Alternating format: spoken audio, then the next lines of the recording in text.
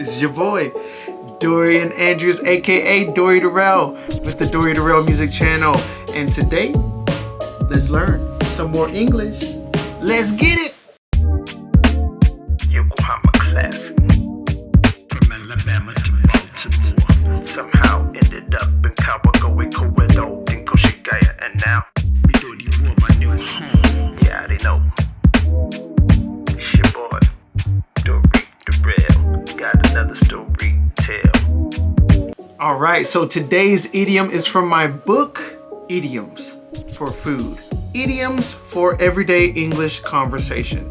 And I made this book specifically for people who want to learn how to use idioms in everyday conversation so that you can sound more natural when you're speaking. And these idioms also have meaning to them. So not only do you learn how to use them, but why they were created and what was the inspiration for their creation. So I highly recommend this book if you are looking for a book that will help improve your English ability outside of just textbooks. Okay, so today's idiom is spice things up. Yes.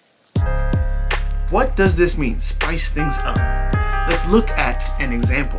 If you feel like your personal life is dull and you don't have much time to make new friends, why don't you spice things up by going to a language exchange? I went to a language exchange in Yokohama. A group of people coming together and practicing the language that they want to learn.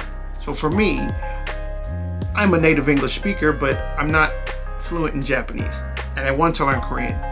So I would go to Korean language exchanges so I can practice my Korean, and language exchanges with Japanese people so that I can learn more Japanese and speak Japanese. And vice versa, I can teach Japanese people some native English. And from these events, I made new friends. And you can try it too. So why not spice things up by going to an event on the weekend? Another example, my friend told me his marriage life has been really boring lately. He works Monday through Friday, and on the weekends, he just takes care of his children and watches movies. So I told him, hey, why don't you spice things up by setting up a nice dinner with you and your wife and allow your kids to stay with the grandparents for the weekend. Cosmo World and ride some roller coasters with her.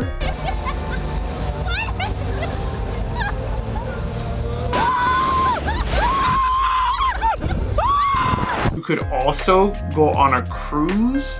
That would be a cool way to spice things up in your marriage. While the kids are having a sleepover at their friend's house, why don't you and your wife go to a live concert? That could spice things up.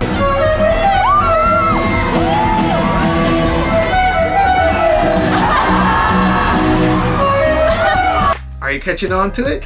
So what does this mean? Spice things up. To spice things up is to make things interesting, whether it is professionally with your work or your personal life with your family or your loved ones.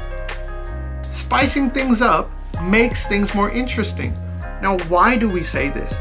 Because any food without spice is bland, tasteless, disgusting, gross. Where's the lamb sauce? Come on, man.